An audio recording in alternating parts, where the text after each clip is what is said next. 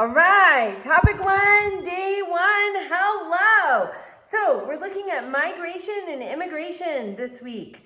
This is a big week. This is the most demanding week. Topic 6 has 2 assignments, but other than that, this is your most demanding week. So today, like before midnight, do your summary of current course knowledge.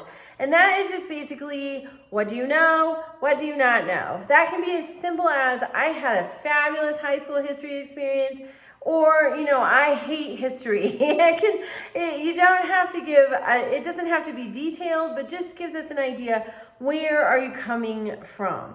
Then you do your introduction by Wednesday. That is my favorite because I feel like I get to meet each of you, and I love that.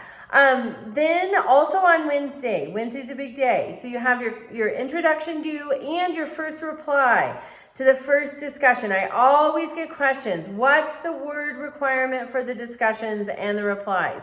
This is something that just drives everyone crazy because there's not a formal minimum. And so my advice is always just make sure you have fully answered the question. Make sure you fully responded to the prompt for your initial reply.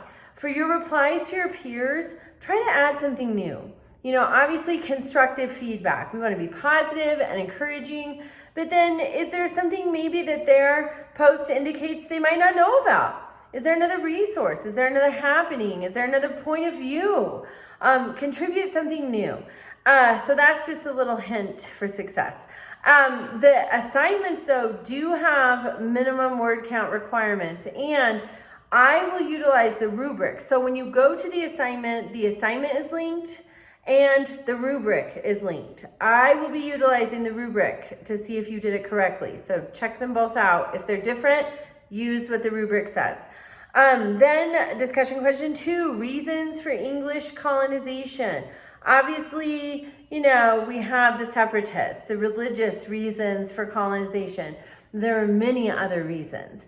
So make sure you are doing the reading, especially if this time period of history is new to you. You're going to want to do the reading. Start today. Come up with some sort of system for, I'm going to read for this many minutes, or I'm going to read for this many pages, whatever it is. Have a system and be working that system. When I take history classes, such as right now, I have a history class I am taking about a time period and place of history, I know nothing. So I'm having to do all of the reading.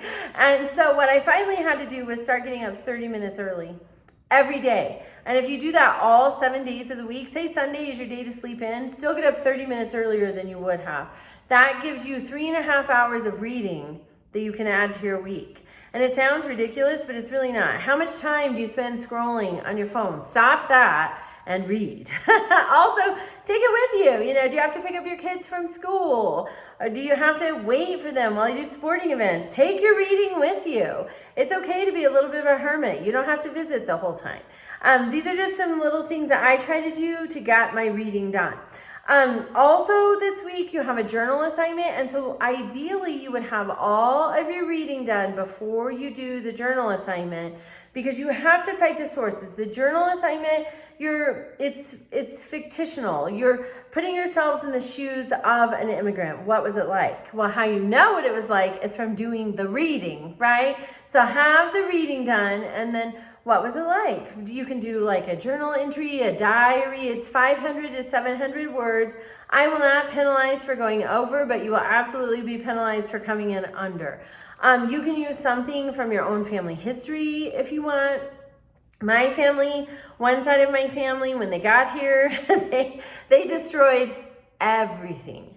All identifying documents destroyed. And I think they changed our name, but I am the only person who thinks that. So, but it still could be. So I would use something like that.